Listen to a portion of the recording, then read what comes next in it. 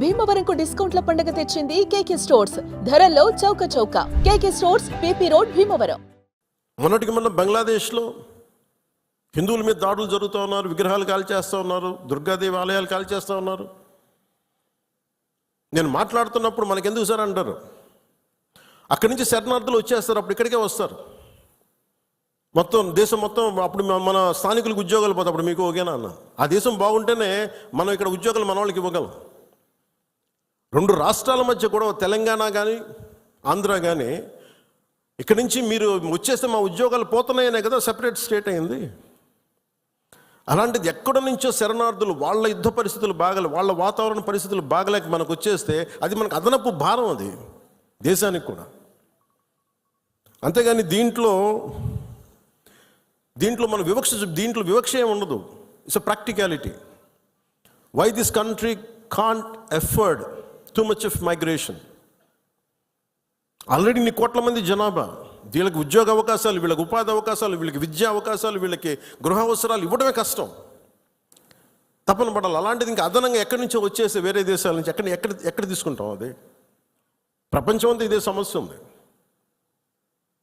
So అలాంటి సమయంలో ఇది మనందరి బాధ్యత. ఇది నేషన్ సంబంధించిన సమస్యలు, మన సమస్యలు కూడా.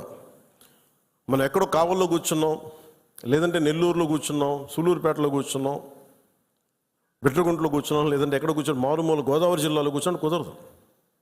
దీని ఇంపాక్ట్ మొత్తం మీద ఉంటుంది. ఇది మనందరి బాధ్యత. ఇది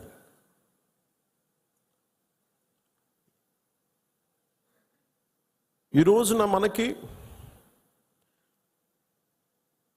ఒక వాస్తవాన్ని వాస్తవంగా మాట్లాడటం తెలుసుకుందాం. నేను చాలాసార్లు ముస్లిం సమాజానికి కూడా చాలాసార్లు చెప్పాను, నేను ఎందుకు ఇంత మాట్లాడాల్సి వస్తుంది, ముస్లిం, క్రిస్టియన్, హిందువుని ఎందుకు మాట్లాడాల్సి వస్తుందంటే, హిందువులకు ఉన్నది ఒకటే దేశం, ఇంక వేరే దేశం లేదు. ఇక్కడ కూడా హిందువులను టార్గెట్ చేసి చంపితే ఎక్కడికి పారిపోతారు? అంటే నీకు చంపింది 26 మందిని, కానీ దాని ఇంపాక్ట్ కోట్లాది మంది జనాభా, ఆశేష్ మొత్తం భారతదేశం మొత్తం మీద ఉంది. వెళ్ళి మీ ప్రధానమంత్రికి చెప్పుకో, మీ మోడీకి చెప్పుకో. అది మోదీ గారికి చెప్పడం కాదు, అది చంపేసి నన్ను కూడా చంపే అన్నాను మసూదన్ గారి భార్య. వెళ్ళి మా బిడ్డలు కూడా చంపాను, మీ మోడీకి చెప్పుకోపో. అఫ్ఘనిస్తాన్ ఒకటే చెప్పాలనిపించింది, మోదీని అంటలేదు, ఇక్కడ మా అందరిని అంటున్నాం. ఎందుకంటే ఇలాంటి సమయం, ఎలాంటి క్లిష్టమైన కష్టమైన సమయం కాబట్టి నిత్యం విమర్శించే మోదీ గారిని విమర్శించే నాయకులు కూడా ఈరోజు ఆయనకు మద్దతు తెలుపుతూ ఉన్నారు. దేశం అంత ఏకతాటిపైకి వచ్చింది మొట్టమొదటిసారి. ఇలాంటి సమయంలో అంటే నేనేంటంటే, ఇర్రెస్పెక్ట్ ఆఫ్ మన డిఫరెన్సెస్ అసైడ్, ఉగ్రవాదం మీద మటుకు, హింస మీద మటుకు, ఇర్రెస్పెక్ట్ ఆఫ్ రిలీజియన్, మనందరం ఒకటే మాట మాట్లాడాలి. దీంట్లో మాట్లాడితే ఓట్లు పోతాయా, దీంట్లో మాట్లాడితే ఓట్లు వస్తాయి, ఇవన్నీ ఆలోచించకండి. Whether you have spoken truth or not, సత్యమేవ జయతే. నువ్వు ఒకటే మాట్లాడాలి, నేను ఓట్లు వస్తాయని నేను రాలా, మార్పు తీసుకురాగలమా లేదా అనేది రాజకీయాల్లోకి వచ్చాం. ఓట్ల కోసం అయితే నా లాంటి ఇంత తపన పడక్కలు, ఇంత కష్టపడక్కలు. చాలా గొప్ప పార్టీలు ఉన్నాయి, అనుభవజ్ఞుల నాయకులు ఉన్నారు. కానీ ఒక సత్యాన్ని సత్యంగా మాట్లాడడం చాలా శక్తి కావాలి, దానికి ధైర్యం కావాలి. సహజంగా ఇలాంటి సంఘటనలు, ఉగ్రవాదులు జరగగానే అందరూ మనకెందుకు వాళ్ళు మన టార్గెట్ చేస్తారేమో అనుకుంటాను. మన సరిహద్దులకు వెళ్ళలేదు. నేను చెప్పాను, మన అందరూ ఇళ్లలో కూర్చొని జాగ్రత్తగా ఉండి ఎవ్వరికి ఒక మాట అనుకున్నా ఉంటే మన ప్రాణాలు రక్షణతో ఉంటాయి అనుకుంటున్నారా? మన చనిపోయిన మధుసూదన్ గారిని చూడండి, ఆయన ఎవరికి హాని చేశాడు? ఎవరిని పల్లెత్తి మాట అనలా. కుటుంబాన్ని తీసుకెళ్ళి కాశ్మీర్ వెళ్తే ఎక్కడ కాల్ చేశారు. హి was targeted as a Hindu. ఇది ఎక్కడో కూర్చోబెట్టి మత సామరస్యం చాలా చాలా అవసరం ఈ దేశానికి. చాలామంది మత కలహాలు క్రియేట్ చేయాలనుకున్నా కానీ కొంతమంది చేస్తుంటారు. దాన్ని మీరు అడ్డుకోవాలి.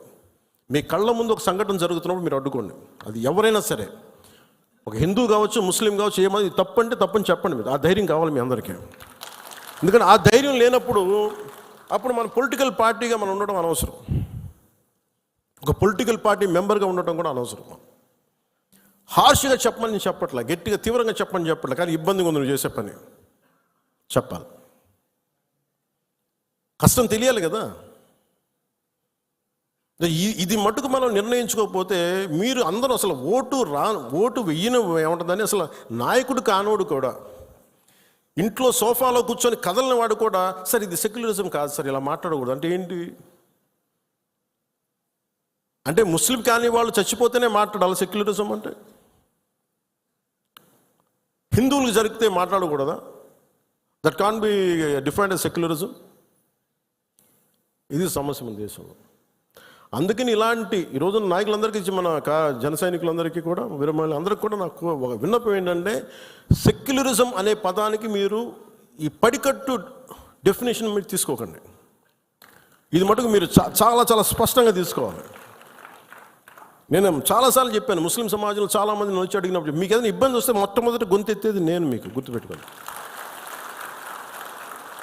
కష్టం వచ్చింది ఎందుకంటే ఎందుకంటే నేను ఏం మాట్లాడుతున్నానంటే, సార్ ఇది మనందరం ఇక్కడ మనం పాకిస్తాన్ ఇస్లామిక్ రాజ్యం, అది the announced Pakistan is an Islamic nation. But India is not a, మనం చెప్పుకోవచ్చు కదా, this is a Hindu nation చెప్పచ్చు కదా. మనం ఎందుకు చెప్పం? మన మూలాల్లో మతం అనేది ఒక విధానం అంతే. అందుకని మనకి చెప్పాల్సిన అవసరం లేదు.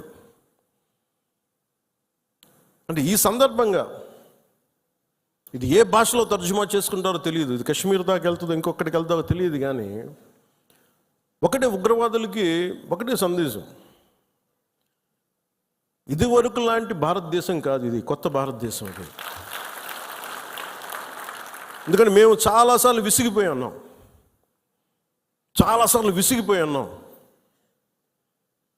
మీ ఇష్టానికి వచ్చి కాళ్ళు చంపుతానంటే ప్రాణాలు ఎలాగపోతాయి మాకు తెలుసు.